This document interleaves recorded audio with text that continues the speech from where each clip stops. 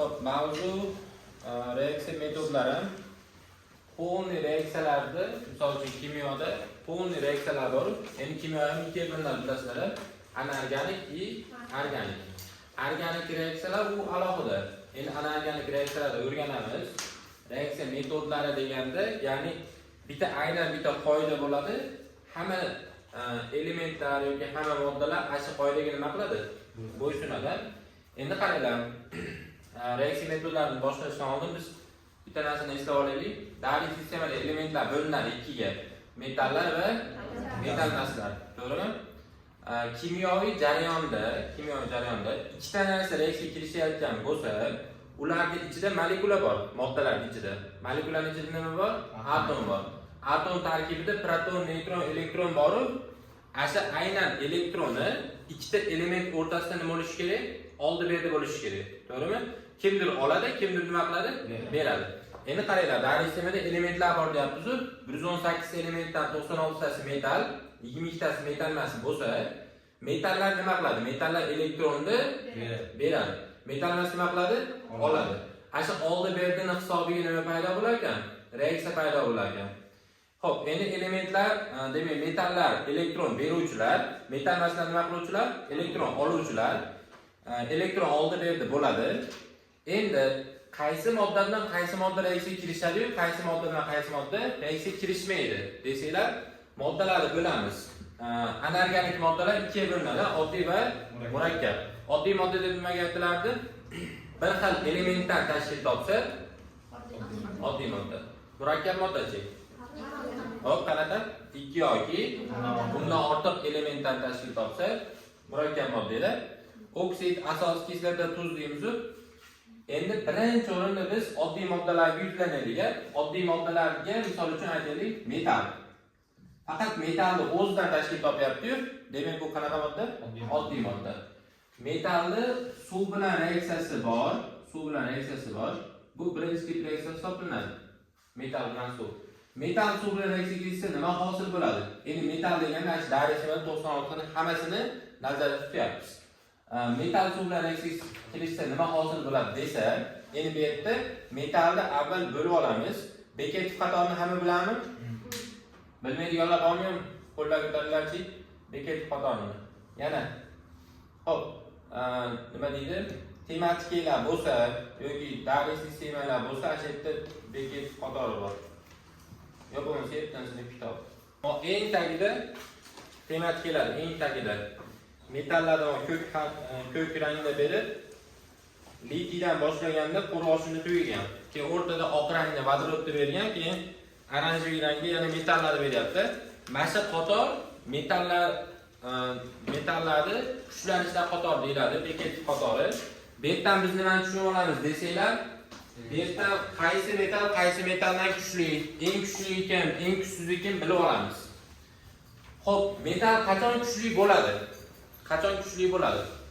Metal vazifasi nima edi? Elektron olishmi, berishmi? Berish. Endi metal qachon kuchli bo'ladi desa, sizlar aytasizlar. Qanchalik oson elektronni bersa, u shunchalik kuchli. Bu degani misol davriy sistemada elementlar nomlari bor. Biz eng kuchli metal sifatida misol Cesiy, Dosiy bo'ladi. Yoki litiy, to'g'rimi? Nima uchun desanglar, uni nemi qanaqa? Past. Nemi pastligi uchun ham uni kuchli deymizda. Nemi baland bo'lib ketib qolsa nima bo'ladi? Nem baland bo'lishi bu metal maslarga xos. Mana shu narsaning mohiyatini bilib olishlar kerak-da. Qanchalik elektron oson bersa, u nima hisoblanar ekan? Kuchli metal hisoblanar ekan. Metal mas nima qiladi? Oladi. Endi u qanchalik oson olsa, eng kuchli hisoblanadi. Endi metal masni olishi qiyinlashyapti. Demak, metal masning xususiyati nima bo'lyapti? Pasayyapti. Endi metalni berishi pasayyapti. Nima bo'lyapti metalning? Kamayyapti. Endi qaranglar. Misol uchun temirni bilasizlar, suvda zanglab qoladi. To'g'rimi? Mischi. Zanglamaydi. Oltinchi. Zanglamaydi. Kumushchi. Zanglamaydi. Nima uchun zanglamaydi? U kuchli metal bo'lgani uchunmi yoki kuchsiz metal bo'lgani uchunmi? Kuchsiz metal. O kuchliligin sababi nima unda? Yo'q, bu emas sabab. Boshqa sabab bor. Nemi baland. U metallik bo'lish uchun nemi past bo'lish kerak. Elektronni oson berish kerak. O'zi aslida mis oltinlar kuchli-da, nimasi kuchli desanglar, nisbiy elektromanfiylik kuchli. Au kuchliligi endi nimaga ishlayapti? Uni metalligini nima qilyapti? Tushirib yuboryapti. Tushunarlimi? Misol mis ko'rsanglar ham, oltinni, kumushni ko'rsanglar ham nemi baland. Nemi baland bo'lsa kimga yaqinlashib qoladi? Metallikka, metalmaslikkami? Metalmaslikka yaqinlashib qoladi. To'g'rimi? Misol uchun nima deydi? Kuchli metallarda nemi past bo'ladi-yu, uni alda bemalol elektronni ola olasizlar. Lekin haliga nemi balandni nima qila olmaymiz? Alda olmaymiz, uni elektronni ola olmaymiz. Shuning uchun ham ular kuchsiz metal sifatida qolib ketib qoladi. Endi shu bekat qatori bor ekani, litiydan boshlab kimgacha oxiri kimlar tugaydi ekan? Platina bilan tugaydi ekanmi? Oltin bilan. Ash qatorda hamma ko'chirib oladi, bo'ptimi? Litiydan oltingachami?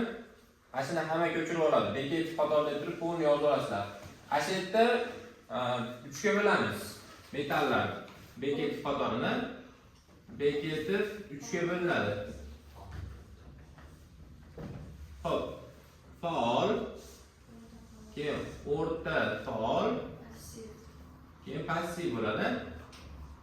Kimdan faol edi? Litiydan kimgacha? Magniygacha-midi? Alyuminiy kiradi. Alyuminiyda to'xtaydi. Litiydan alyuminiygacha deylik. Endi alyuminiydan davom, alyuminiydan keyin kim turibdi? Beriliymi?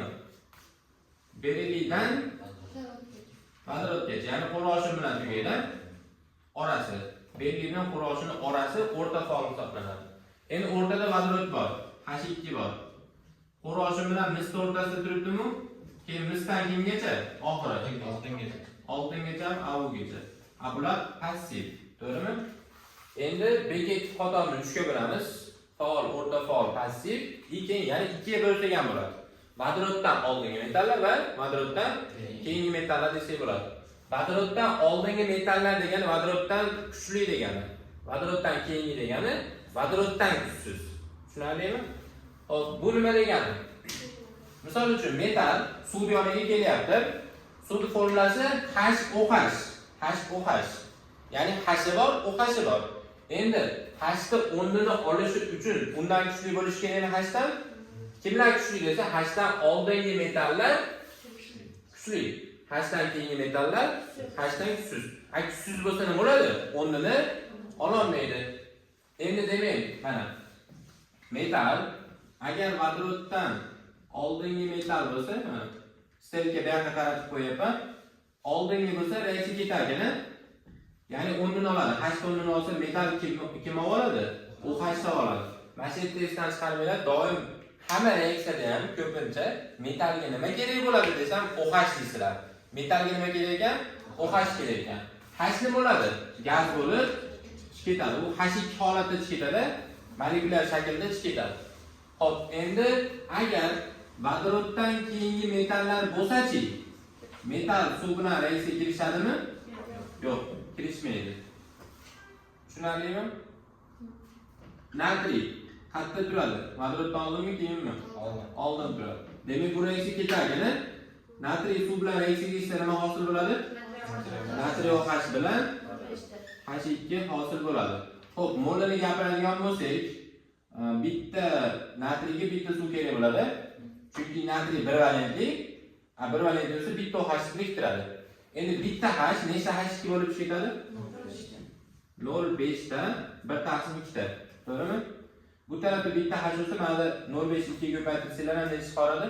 1 chiqaradi. Xo'p, endi agar sizlarga grammda kerak bo'lib qolsa-chi, necha gram kirishyapti? Bu narsa eritmalarda kerak bo'ladi. Misol kim oshib qoladi, kim ko'p, kim oz bilish uchun kerak bo'ladi. Xo'p, moli 1 molga 1 mol. Grammda-chi, natriy massasi qancha? 23 gram. 23 gram. Suvning massasi 18 gram. Endi 23 ga 18 qo'shib olamizmi? Yo'q. Nechini qo'shamiz? OH massasini qo'shamiz. OH, O nechi? 16, H nechi? 1. 17 ni qo'shamiz ekan.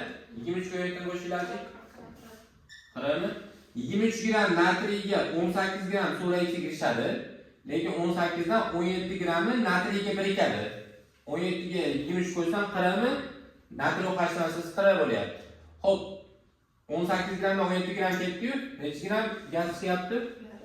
1 gram gaz chiqyapti. Tushunarlimi? Masala shartida sizlarga aytadi. 46 gram natriy tushdi suvga deydi. Biz nima tushunamiz? Ikkita tushyapti, ikkita suv reaksiyaga kirishadi, to'g'rimi?